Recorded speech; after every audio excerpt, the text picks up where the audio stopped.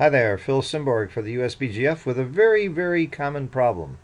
When you are hit and you roll a 6 off the bar, 6 is the one number you cannot play coming in the early game, so you're forced to come in with the 1, and now the question is, where is the 6? In this particular position, you really only have 3 legal choices. You can come out to your own bar, come out to his bar, or slot the 2 point. Which do you think is best? What would you do? Give it a little thought. You can pause the video if you want to think about it a little bit longer, and then make your play.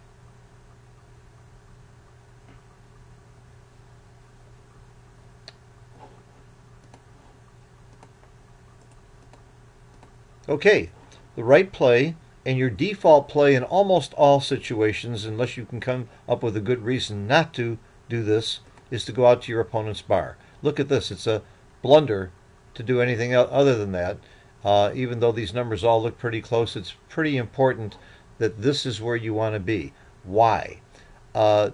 You don't want to expose another checker.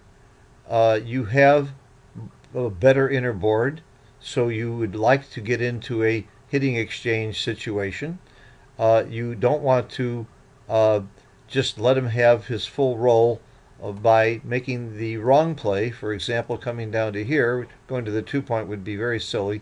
You break a very good point, you leave another shot, you don't really accomplish anything. That's not where the checker wants to be. So this is the play that many people make, and now his 6 is hit, and most non-6s make this point, or this point, or do something very, very good for him.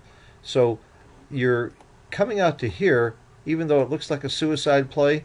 Think about blue now. How is he going to play a 3-1 where he would love to make the 5 point, or a 4-1, or a 5-1 where he'd love to make the 5 point? How would he play a 4-2 where he would have loved to make the 4 point, or a 5-2 where he would have loved to make the 4 point? He's got a dilemma. He's got to either hit you and leave, sometimes leave a return shot, and you hit him back about 17 times, almost half the time, which will get you back in this race and hurt him to get another checker back. And it duplicates a lot of his good numbers by coming here. It causes him problems. And of course, there is sometimes where he won't hit you, or he doesn't hit you. And if you roll a 6, you make this point, and you've got a really, really great game. Let's take the same position, and now let's move this checker here. Now, hitting off of here is a more viable option, isn't it? Isn't it something that would tempt you more? But again, that's still the third best play. Hitting this lone checker here, losing your 8 point, hitting down here, you're still coming out to here. It's going to be right most of the time. Now again, I can show you many positions where that's wrong, where you would come down to here, and I have a whole series of positions that I go through, and this is what you should do yourself. See what you would have to do to have a situation where you would come in with this 1, or come in doing something else. 6-2, of course, is no different. It's the same play. Come in with the 2, go out to his bar. You would have more flexibility if he hits you to hit him back, and if he doesn't hit you, again, more ways you can make this point. So keep in mind your default play is going to go to his bar, even if it does look somewhat suicidal. It's not. It's more suicidal to play here, give him good 6s here, get another checker back. And there's another reason why with the 1-6 it was glaring that you don't want to play here. You don't really want to leave 3 checkers on your ace point.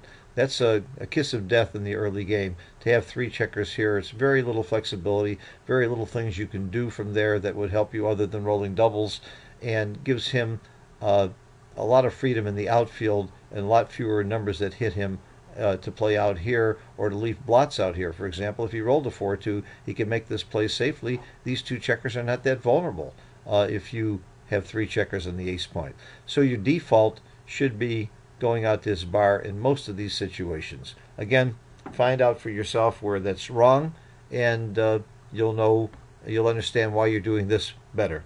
Phil Simborg for the USBGF. Thanks for watching. I've made this video available to anybody who comes to the USBGF Facebook page to give you a small sample of what's out there. I've got over 200 of these videos, many of them with other top teachers and players and experts helping me and talking about very complex and more interesting plays, and some simple plays too. Those are available to members of the USBGF, and members of the USBGF can go to the website and access all 200 of these videos. And so join the USBGF. Here's another reason to join, to see all my videos. But there's many, many other benefits, and you're supporting an organization that's really promoting the game and helping grow the game. And by the way, many of our members are not U.S. citizens. Even if you're not U.S.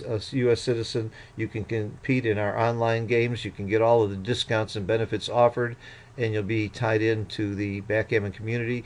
The best magazine out there that comes out every 2 months. It's amazing, Primetime Magazine, with a lot of great pictures and articles and stories and lessons. It's all available to you if you join the USBGF. If you're already a member, thank you for your membership. Bye-bye.